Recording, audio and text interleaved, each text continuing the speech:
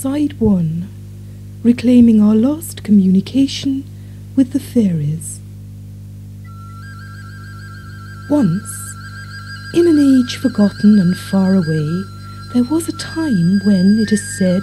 angels walked and talked with human beings.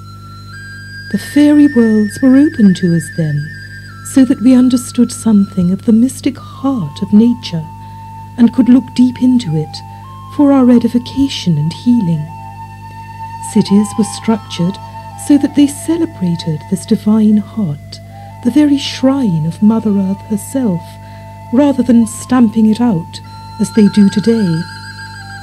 The sights and sounds of the heart of nature, which are the mysteries of the fairy and angelic worlds, touched our sense of awe and wonder and delight, the sweet and healing communion we have forgotten today, and which has been overridden by a constant reaching after crude sensationalism, with its backlash of mental, emotional, and physical bad health. Could it be that in some veiled dimension of our memory we are mourning our loss of deeper vision, longing once more to regain our fairy sight, our brotherhood and communion with the secret inner worlds? How would our perceptions have been different in the quiet long ago of the world? Let's take a walk into the woods together and see with the eyes of the spirit, feel and know with that centre of consciousness that some call the mind in the heart. As we enter the majestic woodlands, there comes a sense of enfoldment, of gentle embrace, because the fairies and tree spirits and angels who have these woods in their care welcome us gladly, for we are human beings, sons and daughters of the light.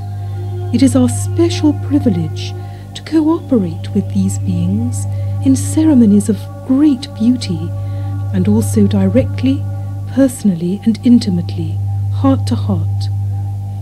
Although we absorb much from the fairies of their wisdom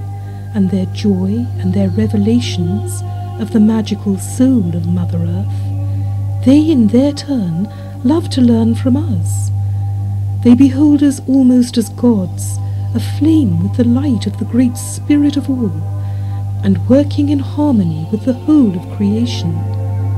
They know we love and respect them,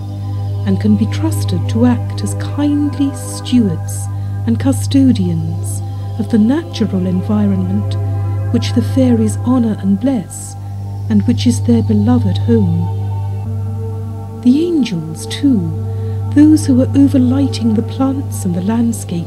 and the animals of the woodland, greet us as brothers. We are at one with these exquisite beings, and like the fairies and the tree people, they are willing and eager to companion us, to share their vision and insights with us, and to offer us healing,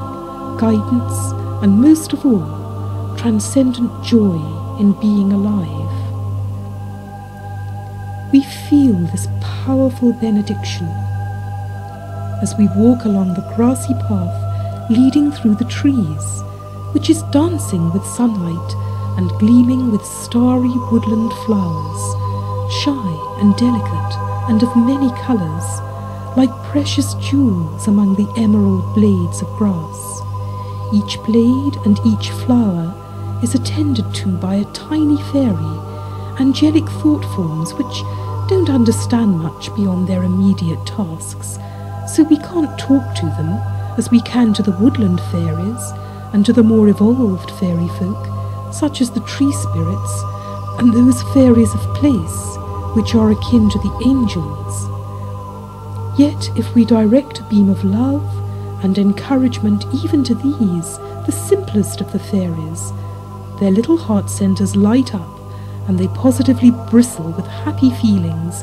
and an intensified devotion to their work. We love to communicate with the larger fairies, the elves, gnomes, and sylphs of the woods, because these delightful beings can understand our language, so we can talk together. They gather around us, exuding a huge sense of fun, frisking and frolicking in true fairy fashion. They revel in showing us how to achieve the practical, routine things of every day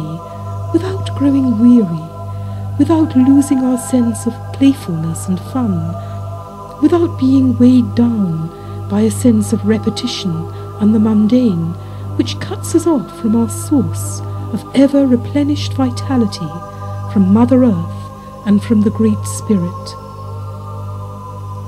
We laugh with the fairies and learn their bubbling, hilarious lesson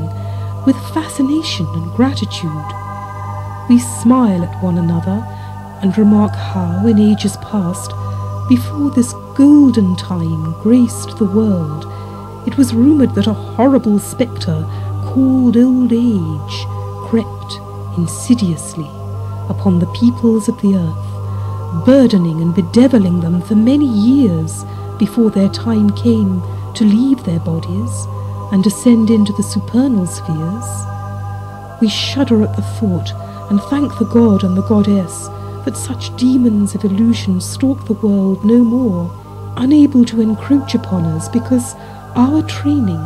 is in the school of the wide, wide vistas of life